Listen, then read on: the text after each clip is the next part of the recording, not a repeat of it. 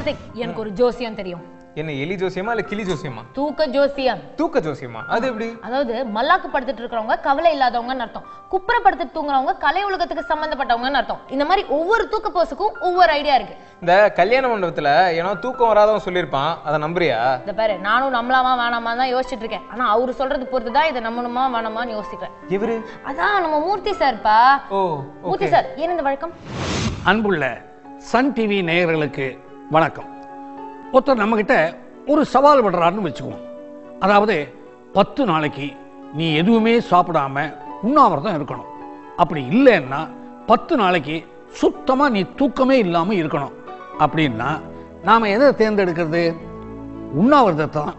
ஏன்னு கேட்டீங்கன்னா, சாப்பிடாம 10 நாள் என்ன, அதுக்கு மேல கூட இருக்கலாம்.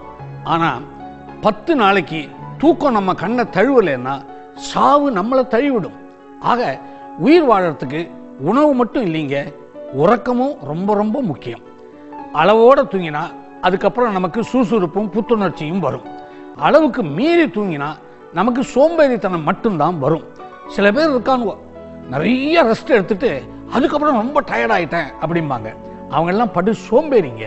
அவங்களோட வயசு, உடல்நிலை, உழைப்பு இதுக்கு ஏற்ற மாதிரி ஒரு குறிப்பிட்ட நேரத்தில் ஒரு குறிப்பிட்ட அளவுக்கு தூங்குறது ரொம்ப ரொம்ப நல்லது. தூங்குறதுங்கிறது நம்ம உடம்புக்கு ரெஸ்ட் கொடுக்கறதுக்காக மட்டும் அல்ல.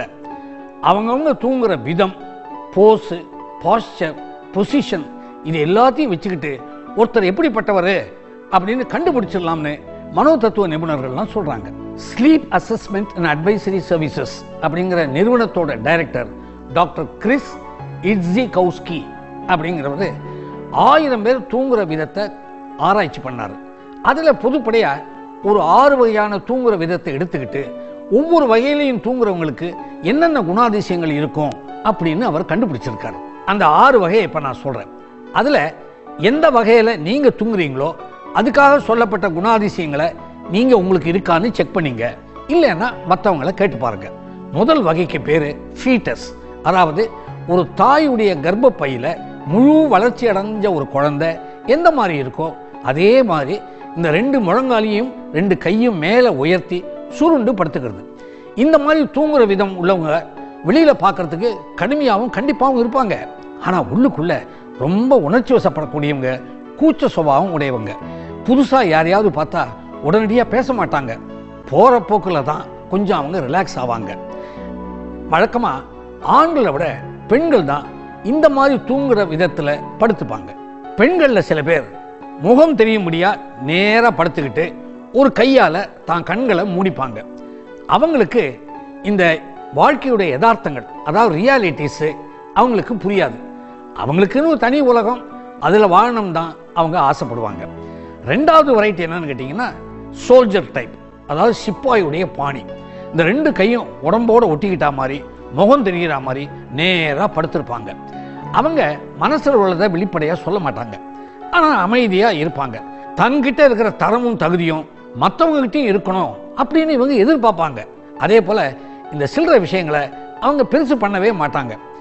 இந்த மாதிரி படுக்கிற பழக்கம் உள்ளவங்களுக்கு கொரட்டை வந்தாலும் வரலாம். 3வது வகை என்னன்னு கேட்டீங்கன்னா, இந்த 2 கையும் ஸ்ட்ரெயிட்டா நீட்டிக்கிட்டு இப்படி சைடா படுப்பாங்க. இவங்க மனசுல உள்ளதை ஓப்பனா வெளிப்படையா பேசுவாங்க. ஆனா உள்ளுக்குள்ள இவங்களுக்கு ஒரு சந்தேக குணம் உண்டு, ஒரு சிடுமூஞ்சித்தனமும் உண்டு.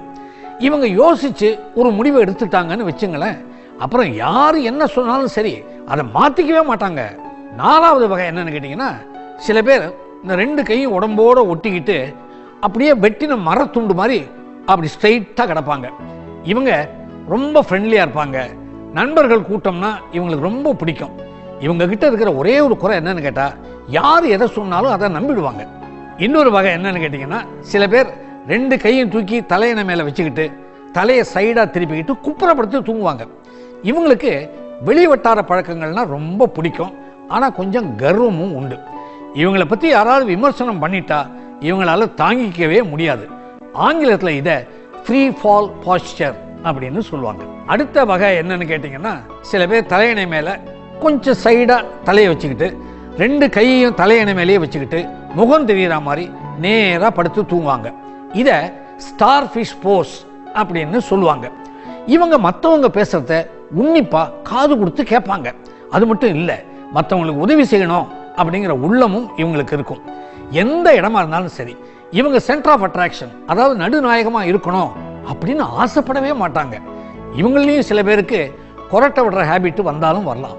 சில பேர் கபாலத்திலேருந்து கால் கட்டல் வரைக்கும் முழுசாக போத்திக்கிட்டு தூங்குவாங்க. இவங்களுக்கு கொஞ்சம் தாழ்வு மனப்பான்மை இருக்கத்தான் செய்யும். அது மட்டும் இல்லைங்க, மனசுக்குள்ள ஒரு தீராத ஆசையோ இல்லை குறையோ ஒன்று ரெண்டு இருக்கும். இன்னும் சில பேர் மல்லாக்கப்படுத்திக்கிட்டு தன்னுடைய 2 கையும் மார்பு மேலே கோத்துக்கிட்டு தூங்குவாங்க. இவங்களுக்கு தங்களுடைய ரகசியத்தை பாதுகாக்கணுமே அப்படிங்கிற ஒரு அச்சம் எப்போதும் இருக்கும். அது மட்டும் இல்லைங்க, இந்த இனம் தெரியாத பயம்னு சொல்கிறோம் இல்லை, ஃபோபியாஸ், அது கூட இவங்களுக்கு இருக்கும். அப்புறம் இந்த சோல்ஜர் டைப்பு, அப்புறம் star fish type, free fall type, இந்த மாதிரி தூங்குறவங்களுக்கெல்லாம் அநேகமாக கொரட்டப்படுற பழக்கம் வந்தாலும் வரலாம். அது மட்டும் இல்லை, அவங்களுக்கு ஆழ்ந்த நித்திரைங்கிறது ஏற்படாது. மக்களில் 5% பேர் தூங்கும்போது அடிக்கடி அவங்க போஸை மாற்றிக்கிட்டே இருப்பாங்க அப்படின்னு சொல்லப்படுறது. கணவன் மனைவி 2 பேரும் படுக்கையில் ஒருத்தர் முதுகை இன்னொருத்தர் முதுகு பார்க்குற மாதிரி இடைவெளி விட்டு படுத்தாங்கன்னு வச்சுங்க, அவங்க உறவில் ஏதோ ஒரு விரிசல் இருக்கு அப்படின்னு நாம் புரிஞ்சுக்கலாம். குழந்தை பருவத்தை தாண்டின அப்புறமும் சில பெண்கள் இந்த டெட்டி பேர் இல்லை, அதாவது கரடி பொம்மை, அதை அணைச்சிக்கிட்டு தூங்குவாங்க. ஏன்னா அவங்களுக்கு தங்களுடைய செக்யூரிட்டியை பற்றி ஒரு சின்ன பயம்.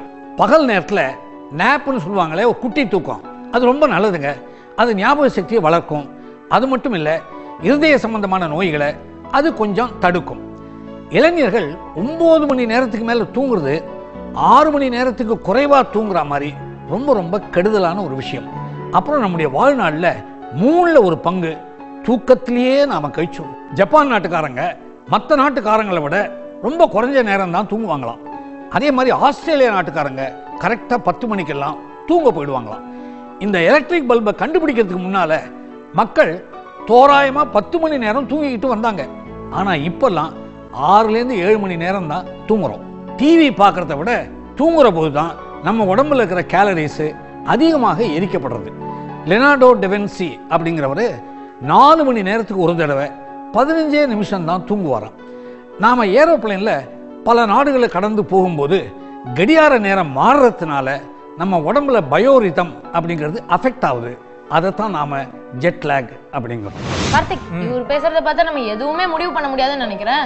கண்டிப்பா பிரியங்கா, ஏன்னா ஒரு பெரிய மனுஷன்னா எல்லாருக்கும் சாதகமா தான் பேச முடியும். நீ அதை பார்த்து உனக்கு எது வேணுமோ அதை எடுத்துக்க வேண்டியது தானே. அதுவும் கரெக்ட் தான்ப்பா. இப்போ ஒரு விஷயம் எடுத்தானா அது 2 பக்கமாவும் நம்ம யோசிச்சு கரெக்டா முடிவு பண்ணணும். அது ஏன்னா நம்ம மீடியால இருக்கிறவங்க, சோ நம்ம எல்லா சைடும் விசாரிச்சு தான் பண்ண முடியும். இப்போ நம்ம சன் செய்திகளே எடுத்துக்கேன். ஆமா, ஒரு விஷயத்த நல்லா கவர் பண்றாங்க, அப்புறம் எல்லா ஆங்கிள் இருந்தும் யோசிச்சுட்டு எந்த விஷயம் இருக்கோ அதை கரெக்டா காமிச்சிடுறாங்க. அதான நியாயம், அதான தர்மம். அப்ப இன்னைக்கு என்ன கவர் பண்ணிருக்காங்கன்னு பாத்தலாமா? பாத்துடலாமா? பாருங்க சன் செய்தி.